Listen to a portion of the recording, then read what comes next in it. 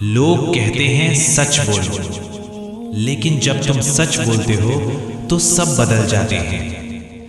جب تک تم ان کی مرضی کے مطابق بولتے ہو سب ٹھیک رہتا ہے، لیکن جیسے ہی تم سچ بولتے ہو رویے بدل جاتے ہیں، لوگ بدل جاتے ہیں۔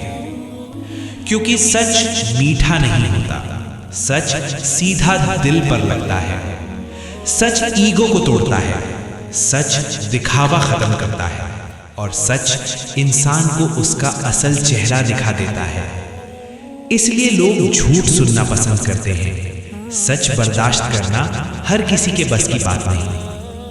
اگر تم سچ کے ساتھ کھڑے ہو تو تم غلط نہیں ہو، تم بس مختلف ہو۔